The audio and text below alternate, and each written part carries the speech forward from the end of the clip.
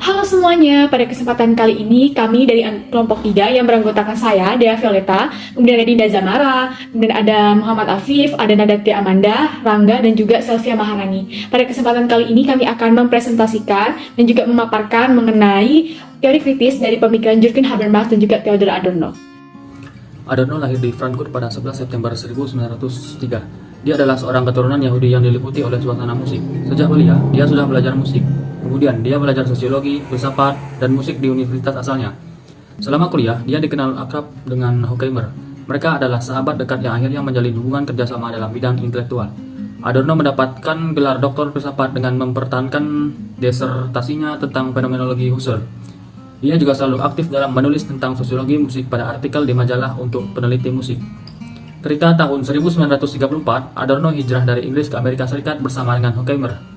Dia di sana menulis buku tentang dialektika pencerahan, tepatnya pada tahun 1947. Kemudian, pada 1949, dia ke Jerman untuk mendirikan Institut Pendidikan Sosial bersama sahabatnya Horkheimer. Disinilah dia memperoleh gelar profesor. Setelah kepemimpinan Horkheimer di institut ini, Adorno lah yang menggantikan posisi Horkheimer sebagai direktur hingga Horkheimer meninggal, yaitu tanggal 6 Agustus 1969. Sebagai seorang penulis, Adorno dikenal sebagai penulis yang sangat luas.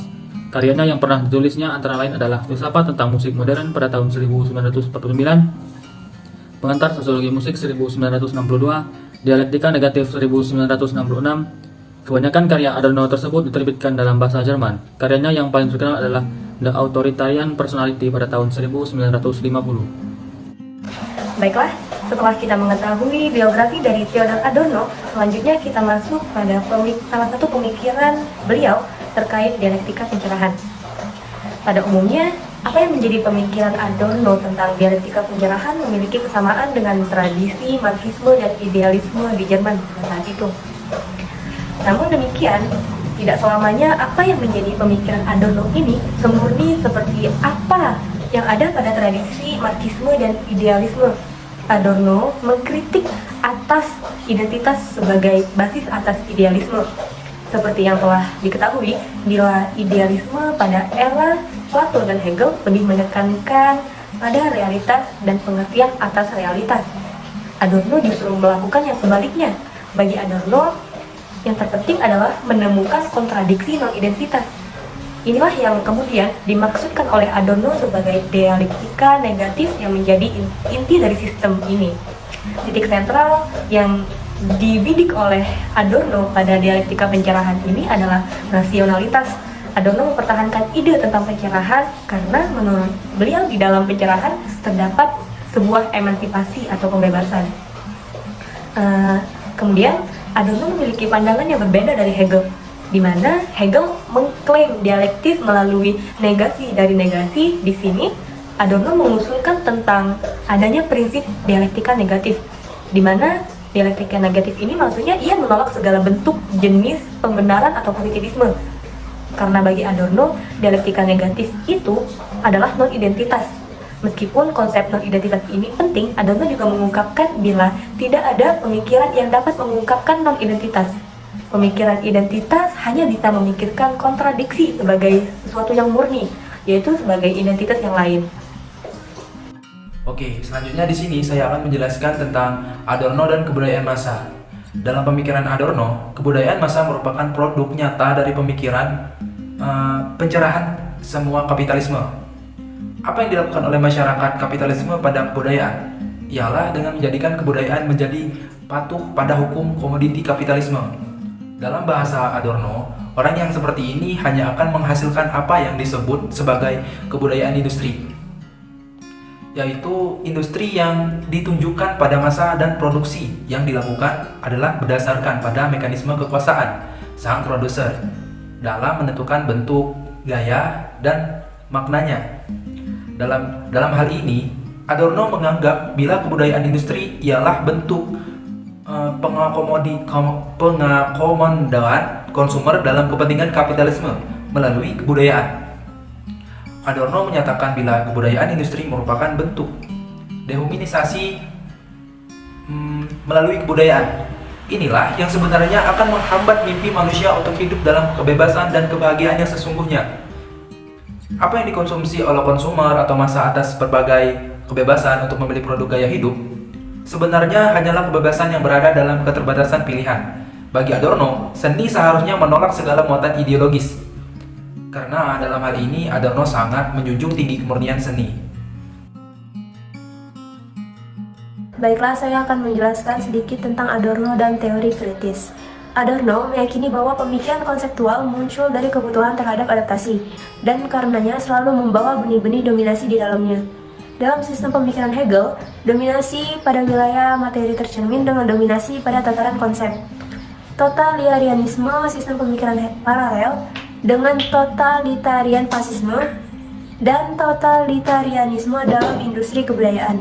Karenanya Adorno menolak sistem Hegelian dan pemikiran sistematis secara umum, juga kecenderungan apapun terhadap sintetis final. Dia menekankan hak untuk tidak sama. Objek sentral dalam teori kritis Adorno adalah hubungan saling keterpengaruhan antara pertentangan-pertentangan dalam masyarakat sebagai sebuah totalitas dan bentuk konkret kehidupan subjek-subjek dalam masyarakat. Teori kritis diorientasikan pada ide tentang masyarakat sebagai subjek, dengan individu sebagai pusat. Sebuah teori kritis dengan menegasikan ketidakadilan, egoisme, dan alienasi yang dihasilkan oleh kondisi sosial di bawah ekonomi kapitalis. Selanjutnya yaitu mengenai pemikiran dari Jürgen Habermas mengenai teori kritis. Jürgen Habermas itu menggambarkan teori kritis sebagai suatu metodologi yang berdiri di dalam ketegangan dialektis antara filsafat dan juga ilmu pengetahuan, yaitu sosiologi. Teori kritis itu tidak hanya berhenti pada fakta-fakta yang objektif yang umumnya dianut oleh aliran positivistik. Teori kritis ini berusaha untuk bisa menembus realitas sosial sebagai fakta sosiologis untuk menemukan kondisi yang bersifat transendental yang melampaui data empiris. Sehingga dapat dikatakan teori kritis itu merupakan kritik dari ideologi. Nah, di sini Jürgen Habermas itu menambahkan konsep komunikasi di dalam teori kritis, yang dimana komunikasi itu dapat menyelesaikan kemacetan teori kritis yang ditawarkan oleh pendahulunya. Jürgen Habermas juga membedakan antara pekerjaan dan komunikasi ataupun interaksi, yang dimana kalau pekerjaan ini itu merupakan tindakan yang instrumental, jadi sebuah tindakan yang bertujuan untuk mencapai sesuatu, ya. Sedangkan komunikasi adalah tindakan saling pengertian. Sehingga Jürgen Habermas di sini berpendirian kritik hanya bisa dapat maju dengan adanya rasio komunikatif yang bisa dimengerti sebagai praksis komunikatif ataupun tindakan komunikatif. Masyarakat komunikatif itu bukanlah masyarakat yang melakukan kritik melalui revolusi ataupun kekerasan, tetapi melalui argumentasi. Sehingga di sini ketika ada masyarakat yang akan melakukan kritik dengan adanya argumentasi ataupun komunikasi yang baik, maka diharapkan kritik tersebut dapat tersampaikan dengan baik dan bukan dengan cara kekerasan. Kemudian Habermas juga membedakan dua macam argumentasi, yaitu perbincangan atau diskursus dan juga kritik. Baiklah, lanjut ke paradigma baru teori kritis. Menurut Jürgen Habermas, komunikasi dapat menyelesaikan kemacetan teori kritis yang ditawarkan oleh pendahulunya. Jürgen Habermas membedakan antara pekerjaan dan komunikasi atau interaksi, yang dimana interaksi sendiri seperti yang kita ketahui merupakan suatu pola tingkah laku masyarakat yang dimana di dalam interaksi tersebut menghasilkan suatu tujuan atau cita-cita bersama. Kemudian pekerjaan merupakan tindakan instrumental, jadi sebuah tindakan yang bertujuan untuk mencapai sesuatu. Sedangkan komunikasi adalah tindakan saling pengertian. Dalam tradisi mazhab Frankfurt, teori dan praksis tidak dapat dipisahkan. Praksis dilandasi kesadaran rasional, rasio tidak hanya tampak dalam kegiatan-kegiatan yang bekerja melainkan interaksi dengan orang lain menggunakan bahasa sehari-hari. Selain itu juga, para pendahulunya memandang rasionalitas sebagai penaklukan atau kekuasaan, atau bisa juga kita sebut juga dengan wewenang. Hal inilah yang disebut oleh Habermas pada tahun 2013. Kedua hal itulah yang membuat kemacetan dalam teori kritis menurut Jürgen Habermas. Pandangan ini telah membuat sudut pandang masyarakat tentang kritik dengan penaklukan itu sama, dan praksis dengan penaklukan itu juga sama.